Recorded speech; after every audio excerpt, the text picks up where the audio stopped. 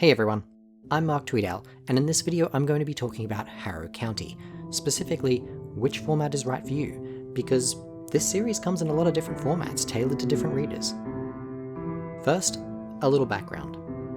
If you're not already familiar, Harrow County was created by writer Cullen Bunn and artist Tyler Crook, and published by Dark Horse Comics. The series ran from 2015 to 2018 over a span of 32 issues. And Bunn and Crook got to tell the story in exactly as many issues as they wanted. It wasn't abruptly cancelled or hastily wrapped up. It's a complete story that ends on its own terms, so it's a very rewarding read.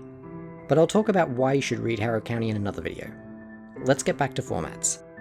Singles. If you're a singles collector, you likely don't need me to tell you. You already know, it's practically in your DNA. When Dark Horse was publishing Harrow County's original run, they tried to make the singles special by including extra material. There was the letters column. I'm sure you're familiar with this sort of thing, you don't need me to explain it, right? There were some pin-ups every now and then. There were essays from the creators, and these were really cool, usually exploring childhood experiences that ended up inspiring or shaping elements of Harrow County. And finally, almost every issue had a Tales of Harrow County short story comic, often with a guest artist. These were a fun way to explore the nooks and crannies of the Harrow County world without derailing the main plot. And when I say fun, I don't just mean for readers. The creators were clearly having fun making these too.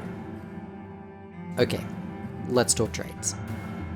The trade paperbacks collect 4 issues each. Aside from a few pin-ups, these don't have any of the extra material from the single issues, but they came packed with their own special features. Almost all of them have a sketchbook section. Occasionally there were pin-up or variant cover galleries. The first volume included Cullen Bunn's unfinished prose story, Countless Haints, which he'd written as a serialized novel for his website. It was the precursor to Harrow County and covers roughly the first 2.5 issues. Also, Emmy was called Madrigal. It's fascinating to see how the story was reshaped for comics. Volume 4 includes the full script and layouts for Harrow County number 15, along with notes from Cullen Bunn and Tyler Crook. This is one of the best special features ever. I love it. There's a bunch of process galleries too, including some from guest artists Carla Speed McNeil and Jen Manley Lee. They work very differently from Tyler Crook, so these galleries have plenty of variety. And finally, there's a bestiary exploring the various haints of Harrow County. So yeah, there's lots of material there. Then Dark Horse collected the series in library editions. I've got the trades and library editions here at scale, so you can see how much bigger the library editions are. It's an oversized format, and personally I think there's no better way to read the series. This is the deluxe presentation. Each library edition collects 8 issues, or 2 trades. In terms of extra material, they include all of the material from the single issues, except the letters column. That's unique to the singles. All of the material from the trades. There's new illustrated introductions from cartoonist Chris Schweitzer. These are fantastic, by the way. Schweitzer doesn't just like Harrow County, he understands what makes it tick, and it shows. And finally, there's Tales of Harrow County, Lovelorn. This is a one-page short story that was accidentally left out of Harrow County number 31, so the library editions are the only place you can actually read this story in print. Aside from the extra material, the library editions are just beautiful books. As I said before, they're oversized. They're also hardcovers.